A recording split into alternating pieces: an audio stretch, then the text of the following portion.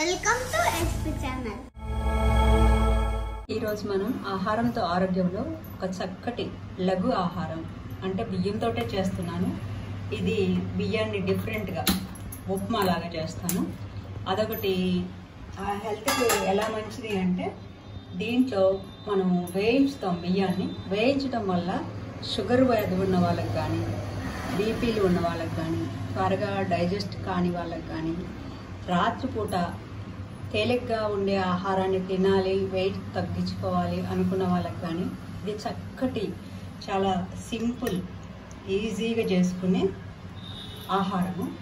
ఇది మనము షుగర్ వ్యాధిగ్రస్తులకు ఎలాగంటే బియ్యాన్ని వేయించడం వల్ల ఇది నెయ్యి వేస్తున్నాను, ఒక స్పూను, అందులోనే బియ్యం పోస్తున్నా, 1/2 కిలో వరకు పోసాను. ఇవి లైట్గా వేయించితే చాలు, కలర్ మారకూడదు. ఊరికే వేగితే ఈ పచ్చితనం పోతుంది. మామూలుగా అయితే బియ్యాన్ని కడిగి ఎండలో ఆరబెట్టి రవ్వ తయారు చేసుకోవాలి. ఇది వేయించటం వల్ల షుగర్ వ్యాధిగ్రస్తులకు స్వీట్గా ఉండే గుణాన్ని కోల్పోతుంది. ఈ తీపి గుణం పోవటం వల్ల వాళ్ళకి ఎలాంటి ఇబ్బంది లేదు, నిరభ్యంతరంగా 3 సార్లు కూడా తినొచ్చింది. పొద్దునే ఉప్మాగా తినచ్చు, మధ్యాహ్నం లంచ్లో తినచ్చు, రాత్రికి డిన్నర్లో కూడా తినచ్చు. దీన్ని మనం ఒక్కొక్క బియ్యం 4 పలుకులుగా తయారవుతుంది. మిక్సీ జార్లోనే తిప్పొచ్చు. ఒకసారి తిప్పి చూసుకొని మళ్ళీ తిప్పి అది ఎంత రవ్వ, మనకు ఎంత సైజులో రవ్వ కావాలో ఆ సైజులో తిప్పుకొని జల్లించుకుంటే పిండి వస్తుంది. ఆ పిండిని సూప్లోనో దేంట్లోనో వాడుకోవచ్చు మనము. అది ఏమీ వేస్ట్ కాదు. దోశ పిండిలో కూడా కలుపుకోవచ్చు, అది వేస్ట్ అయ్యేం పోదు. ఇలా వేయించుకోవాలి లైట్గా.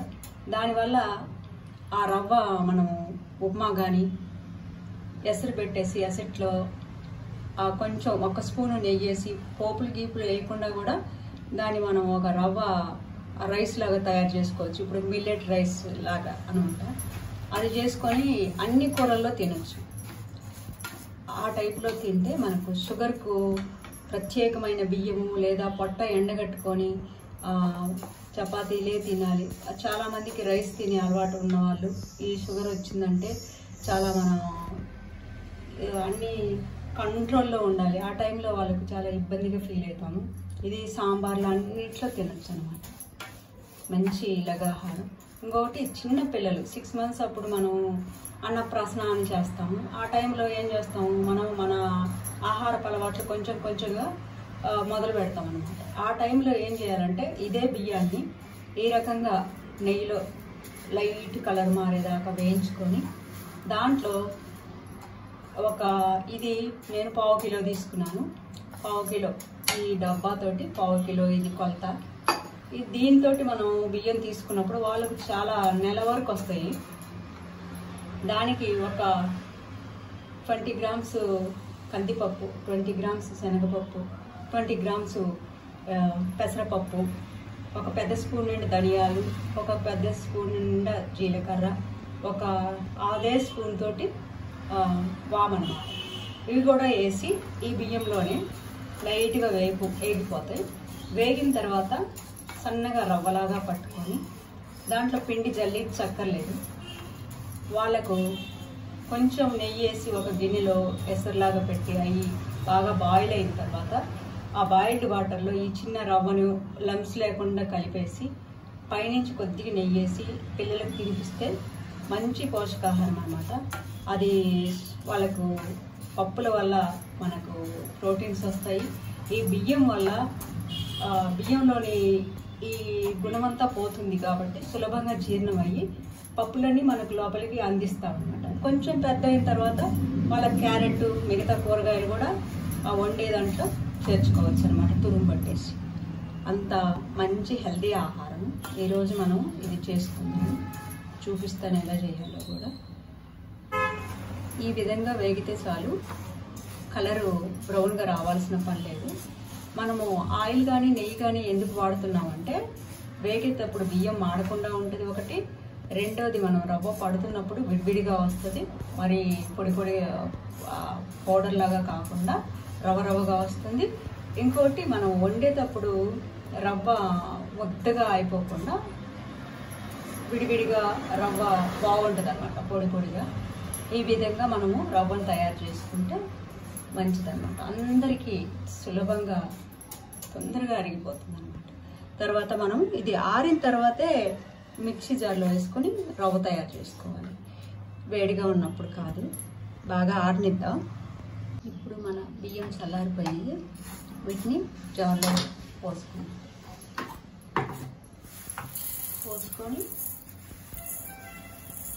మిక్సీ తిప్పేటప్పుడు కొంచెం చూసుకుంటూ, మరీ పౌడర్ లాగా కాకుండా ఇలా పోసుకొని మనం మిక్సీ చేసిన రవ్వ ఈ విధంగా చేసుకున్నాము.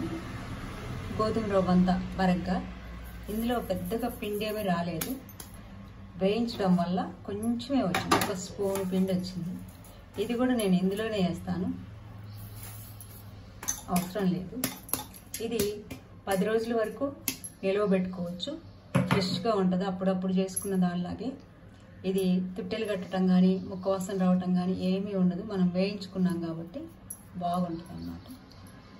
ఇప్పుడు మనం కుక్కర్లో ఒక 3 స్పూన్స్ వరకు ఆయిల్ వేసుకున్నాను. 1 స్పూను నెయ్యి వేద్దాం. ఇందులో 1 స్పూన్ అంతా నెయ్యి వేసుకున్నాము. ఇప్పుడు ఇది కాగుతుంది. వాటర్ అయితే కొలిసి పెట్టుకున్నాము. గ్లాసుకు 1 గ్లాసుకు 1.5 గ్లాసు. ఏ గ్లాస్తో అయితే మనము రవ్వ కొలుసుకున్నామో బియ్యము, ఇంకా రవ్వ కొలవక్కర్లేదు, ఆ బియ్యము కొలుసుకున్నాము అదే గ్లాస్తో 1.5 గ్లాస్. ఇప్పుడు పోపు గింజలన్నీ ఇందులో ఉన్నాయి, మొత్తం వేసేస్తాము. ఇది వేగిన తర్వాత టమాటా ముక్కలు, క్యారెట్ ఇవన్నీ వేసుకోవచ్చు.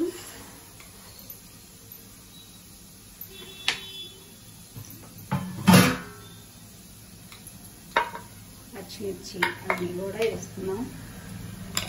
మనము బీన్స్ కానీ గ్రీన్ పీస్ కానీ అన్నీ ఏ ఉంటే అవి వేసుకోవచ్చు, చాలా టేస్టీగా ఉంటుంది. ఇప్పుడు పోపు గింజలు లేగిపోయి ఉల్లిపాయ ముక్కలు, పచ్చిమిరపకాయలు, ఇందులోనే 2 ఎండుమిరపకాయలు కూడా వేసుకున్నాను. పోపుకు స్మెల్ బాగా వస్తుంది అన్నమాట, మంచి ఫ్లేవర్ వస్తుంది. వేసేసుకున్నాము. ఇందులో కొంచెం ఇష్టమైతే పసుపు వేసుకోవచ్చు, లేదంటే లేదు. కొంచెం సాల్ట్ కూడా వేద్దాం.